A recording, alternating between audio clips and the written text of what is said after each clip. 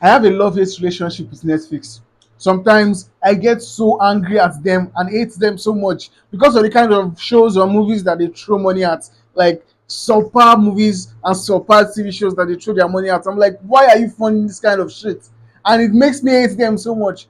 But some other times, I love Netflix so much because they produce some things that are just wonderful. I think it actually makes sense. Like if you carry like 10 darts and you throw it on a dart board, one of them will surely hit. And I feel like that's what Netflix does. They just throw their money to anything that comes their way. And sometimes they hit. They get some good shows that just fill my heart with joy. And this show, Chaos, was one of such shows. Welcome back to the channel, everyone. In this video, I want to talk about Chaos. You know, I don't even know how I would describe the movie. So let me just read how IMDb described the movie. A darkly comedic and contemporary reimagining of Greek mythology, exploring themes of gender politics, power, and life in the underworld. Six humans learn that they are component parts of an ancient prophecy. That is what IMDb calls it. And why I just have to read from what IMDb described is because I like how they said it. A contemporary reimagining of Greek mythology. And that is basically what it is. I am sure you've seen Greek movies. I am sure you've seen like a million, or maybe not a million, but you've seen Greek movies and you've heard Greek stories. And when you want to watch a Greek movie, you know what to expect. You know it is set in a kind of way. But imagine it's being set in a modern world, in our world, where they use cars instead of using horses, they use cars, they use telephones, they use TVs, all those things with Greek gods and Greek mythology. I mean, that premise alone was just very, very fascinating to me, and I just had to see what it was all about. And man, I watched this film and it did not let me down. Yes, there are some things I was expecting for them to explore with the Greek mythology and what we know with the Greek mythology, but the way they explore it, the way they take it was just very unexpected and very, very refreshing.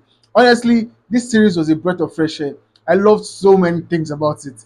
First of all, the storytelling. The storytelling of it was one thing I really, really loved. Like when the story starts in the first few episodes, it feels like the pacing is not there yet because they have to build the characters. We have to get to know the characters. And there are so many characters in this show because these characters have storylines that are interlocking and they have to build those characters. So they take a lot of time to build those characters and let us know the characters and the world that we are in. So in the first few episodes, you might feel like nothing is happening, but it is very important because they have to let you know who the characters are before the things that are necessary start happening. And as they took it slow was something that I just appreciated with the storytelling because it doesn't rush, it takes its time, it builds it draws you in gradually, and when it finally hooks you, it just hooks you for life and it doesn't let you go. I got hooked on like episode 3, and from episode 3, I was in it for the long ride. This series has just 8 episodes, and man, when it ended, I was yearning for more. I wanted more. Like I was so sad that it ended, and hopefully they renew it for a season 2. I've seen some review of this movie of people saying it takes a lot of time before things start, that things don't happen. Some people even dare to call it boring. And to those people, I say stick to watching Instagram reels. If you don't have the time to stick with one thing that builds and builds until everything finally explodes, stick to watching Instagram reels. Stick to watching 1 minute videos that gives you immediate gratification. But if you are looking for something that is going to grow on you, this series is the best thing for you. Let me talk about the performances in the series. One performance in particular, Jeff Goldblum. Jeff Goldblum plays Zeus in this series. I know Zeus is a god, but how I have seen him being portrayed in film makes him feel like a good god. Like he's not a bad guy. But I like how he was explored in this series and the way Jeff Goldblum plays it.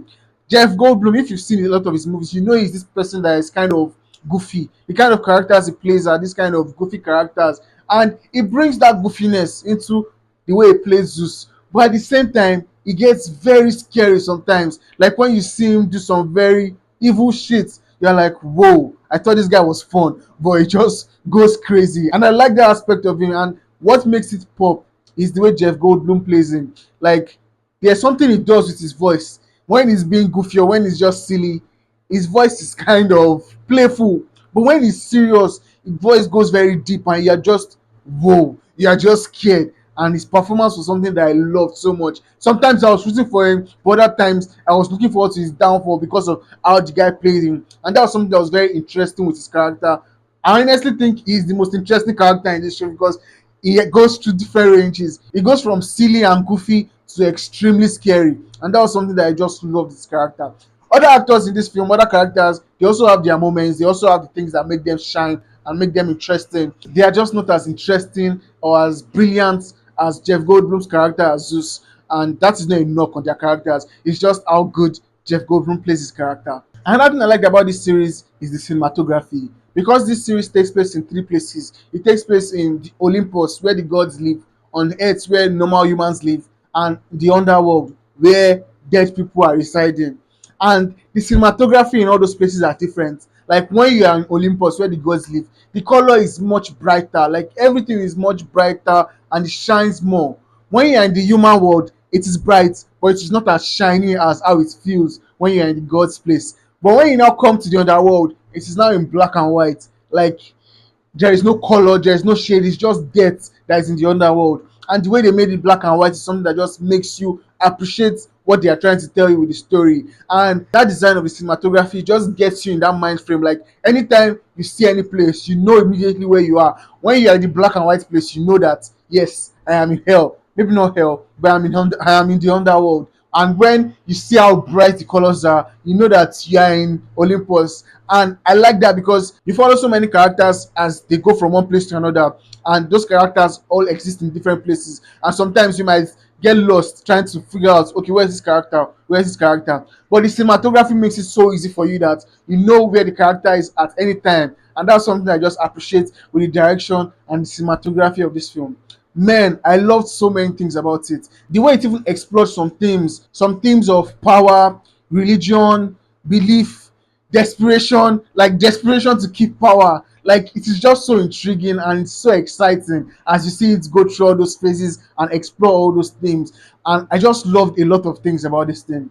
If there was one thing I did not like with it, and I won't really say it is a negative thing, but it was something that I was looking forward to, and I'll say that is the way the season ended. Because when the season ends, it feels like all the plots that we've been following, like some characters have a prophecy, and for the most part of the series, they've tried to figure the prophecy, and we are led to believe that the prophecy is going to happen, and things are going to change, and something is going to happen. But when it comes to the ending, it feels like the prophecy that we've been waiting for to see it happen, they've just postponed it to season two, and it has not really happened. So that's something that I did not really like about it because I would have wanted to see the end of it. I would have wanted to see how this prophecy would take hold and how it will affect and change things.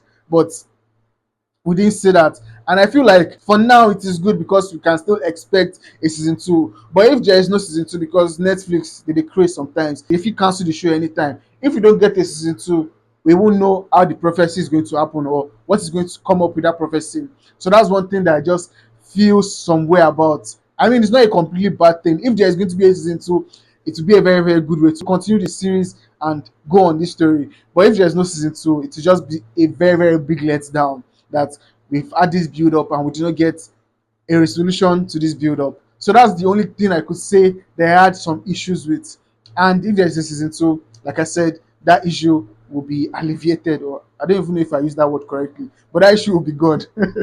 Overall, this series was a breath of fresh air. The writing was brilliant and on point. The characters were interesting and their characters you can get behind. The performances from the actors, whew, on another level, especially Jeff Goldblum. And the comedy of it, like it's a story that has some comedic moments, and the comedy does not take away from the drama of it. And that's something I really appreciated. The comedy and the drama they balance themselves out and just exist brilliantly in this story and everything that came together. The music, I can't believe I did not talk about the music. The music was so good. There's a particular song that was playing over and over again. That song has been stuck in my head since I have watched this film. I don't want to sing the song because I don't want to spoil anything for you because I feel like the song was an important part of this series that I just enjoyed. So the song, the music, everything just came together brilliantly and delivered a fantastic series. Honestly, this is one of the best series that is on Netflix right now. So if you've not seen it, do yourself a favor and go check Chaos out. You are going to love it. So have you seen Chaos? What do you think about it? Comment below and let me know. And if you've not seen Chaos, my G, go and check it out. Is this your first time on my channel? Please subscribe to my channel for more contents like this. Thank you for watching. See you in the next video. Cheers.